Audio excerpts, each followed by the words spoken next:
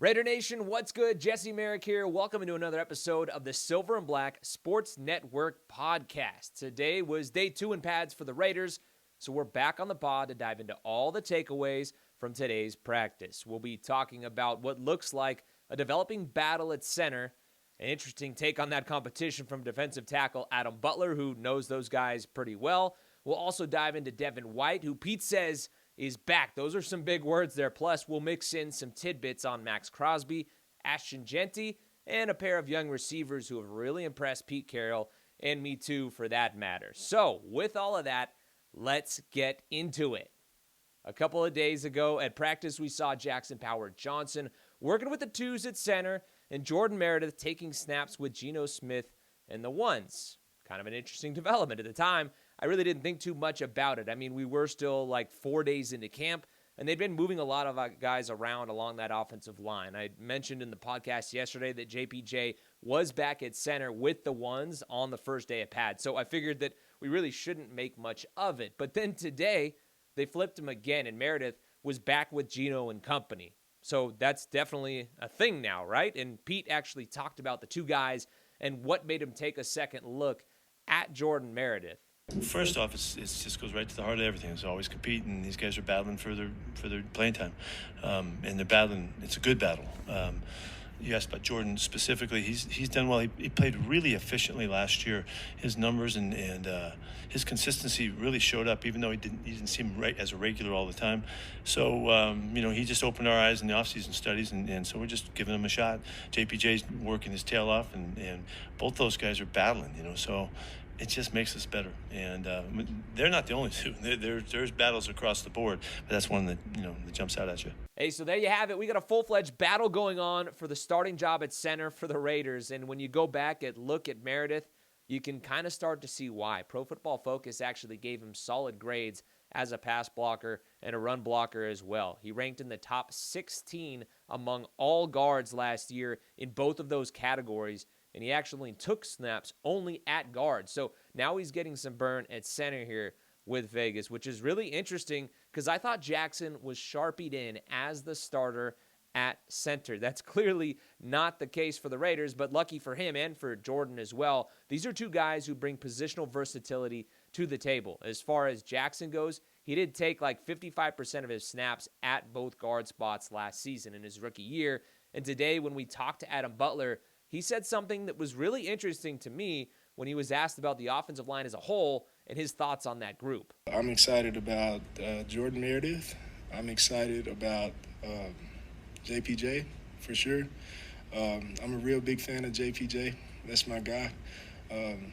Strong, young player. He's got that energy and that. I see him as an all-pro guard at some point. I don't know if that's now or later. I'm really excited about him. And if it's okay with you, that's all I'd like to comment on this time.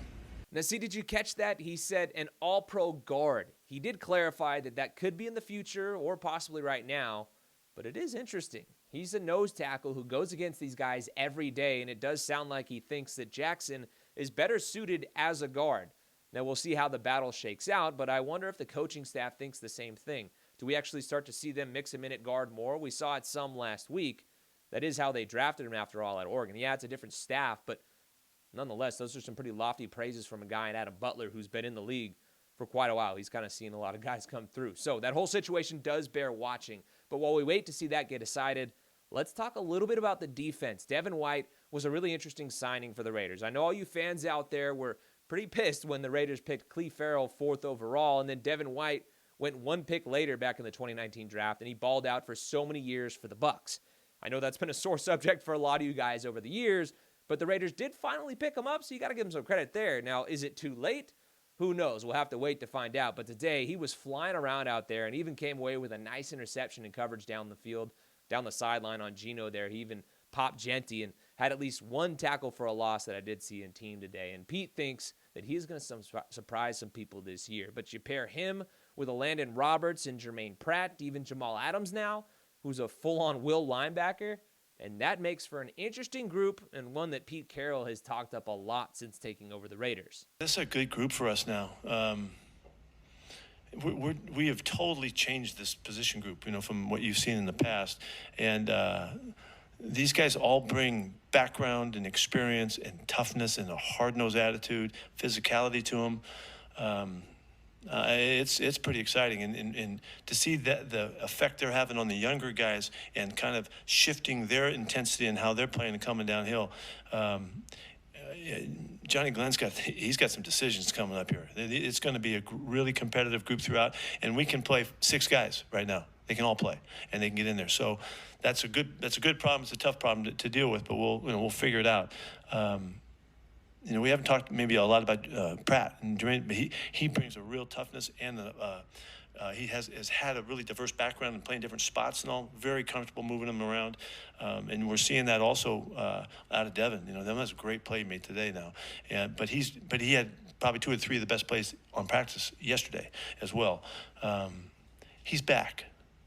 He was on top of the world a few years ago, and then things kind of just didn't work out one reason or another, and he's back in action now, and he came up to me and said, I'm all in now, and he was dead serious in how he said it, and you can see it, and so with E-Rob kind of leading the charge, it's a really fun group.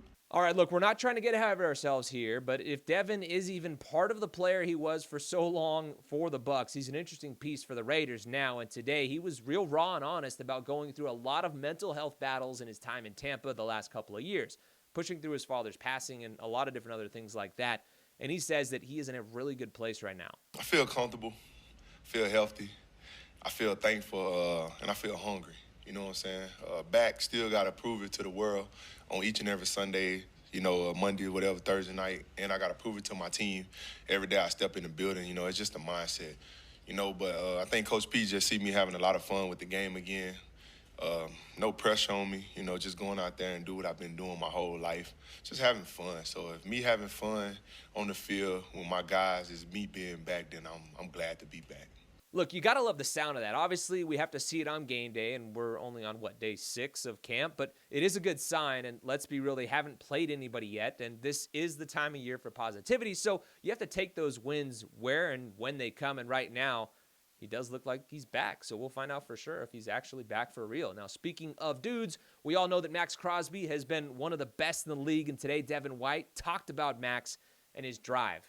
You're going to want to hear this because it really displays just how locked in this dude is. When I was getting, I guess you could say, recruited by him, he hit me up immediately, like, whatever you want, like, you can come make it here, like, however you want to finish your career. And that really stuck with me, and I told him, I said, man, push me hard as you can.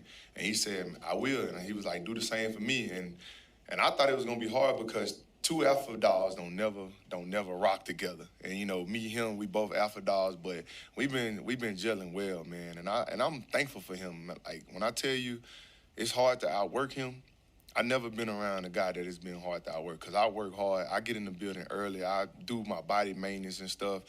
You're not gonna beat him. Like, I don't know, this guy he don't sleep. And he told me that he make everybody in his house get up, and they got to have that same mindset, and that did something for me. Because he was like, if I got to go out here and lay it out on the line and bring home this, then they going to do it too. And that's his wife and his daughter. I'm like, golly. So that's just to let you know that he always competing. But, man, Max just want to win. He did a lot of recruiting to get a lot of great guys here, and it's just time to do it. It ain't no more talking about it. It's just time to do it. But I'm glad to be on a team with a dog like Max. We both came out together. We 7 years in. I done been to where he trying to go, and I want to stay going to where he trying to go so we can do it together. How about that? He's got the wife and baby girl up grinding with him, too. You do have to love that. Dudes in the league are on another level. But hearing that, the Raiders have a lot of solid leadership really all over this team, especially on defense, which isn't something that they've had in years past. So I personally think that that's a big plus for this team. But with that, let's actually jump back to the offense. We know how bad the rushing attack was last year. They're hoping they fix that by taking Ashton and Jeanty. And so far, Devin White says that he's really liked what he's seen out of their first-round pick. He still ain't got me yet. And he doing good in practice, though. Like, I'm I'm just like, I ain't know he was little. I didn't respect the conference that he played in, but I already respected him as a player. And ever since we've been putting these pads on, he been showing it more and more that, man, he don't complain. He come to me, he asks me, why did I do certain things to help him out? So when he going against other linebackers, and at the end of the day, I'm here to make him better, and he making me better. While I'm making him better, he probably don't even know it, like, you know, because, man, he got all the God-given ability in the world. He can stop on the dime out the backfield running routes, and he can run in between the tackles, and he know how to stick his foot in the ground and go. He had a big run the other day, and he's so little that you just see him just pop out, and you're like, golly. But, I mean, I love competing against him. When we did one-on-ones yesterday, I went with him every rep. I didn't want nobody else. Like, I want to be like a mentor to him, big brother to him, whatever he want to call it, and I just want to make him better. And at the end of the day, you know, he good, he gifted, so he going to make me better as well. All right, first of all, I do have to say that UNLV fans here in Vegas are not going to like to hear that at all. He's kind of dunking on the Mountain West there, but if we're being honest, as an SEC guy and him, I kind of see where he's coming from. But, hey, he's got high praises for Jeanty, and you heard me on the pod talk about how he has passed our eye test, and he does look like a stud. Now, hearing the way that these guys talk about him, it just shows you that he does look like a real difference maker, not only to us, but also to the other players, and that tells you something. But he's not the only back who's looked good. I mentioned yesterday that Zamir White has actually played some really solid football. He looks lighter and faster. And I also said, even though that it is a very crowded running back room, I think Sincere McCormick carves out a role for himself on this team. And after hearing Pete talk about the running backs as a whole today, it does sound like he kind of thinks the same thing too. I'm really happy with the running back group. It's the variety of the styles of the guys. I love that we have different kind of makeups of guys. Zamir kind of stands alone. He's biggest, strongest of the group, and he really runs tough. It's all over the film from his past. He's running at guys. He's attacking downhill, and I love that he brings that to us. Sincere, who didn't get a lot of playtime last year, did really well when he did, and he's shown he's got a real knack. He's got really, really good quick feet that are real natural to the position, and he makes guys miss, you know. And so, I mean, right now it's just keep giving them the ball, and we'll just keep logging plays and reps, and we'll figure it out. But we're real happy with the spot. I also, just to say something about Ashton, he's had a couple great days now. He's done a little bit of everything. Ran tough, caught the ball well, looked elusive and fast and explosive. So it just makes the position group really exciting. And we don't have Raheem here. They're having baby right now, and so we're giving them all that freedom to do that well. And but he's been in it too, so it's a good group. Like Pete said, there's going to be some real hard decisions to be made there in that running back room come cut down day. The share of the carries in the preseason will also be something that's really interesting to watch. Now, yesterday I also talked about some of the receivers. We know Dante Thornton has gotten a ton of hype, and he's had his fair share of moments throughout camp and the offseason already as well. But one guy who didn't really pop to me, at least, until yesterday is Jack Besh, the Raiders' second-round pick. I thought he really impressed me on the first day at pads, though, and Pete also thought the same. Good acknowledgement, really, because Jack really played well yesterday. And, you know, sometimes coaches have been saying that, you guys hear it, you know, well, you got to wait to put the pads on and see what he looks like. Well, Jack looked really good yesterday. He blocked well. He caught the ball in traffic. He made some tough catches. He was hustling like crazy, you know, and he showed up. He was all over the place, you know, so I think it was obvious. He's one of those guys. You know, he's got the feel. He's got the sense. He can play the game, and that was really good to see. Dante continues to do stuff. He's making plays. He got deep yesterday. You guys saw that one. A huge play by Gino to find him laid down, down the corner. And he came through, made the catch. He's made tough catches over the middle. He's caught the slant routes where he's getting banged around and all that.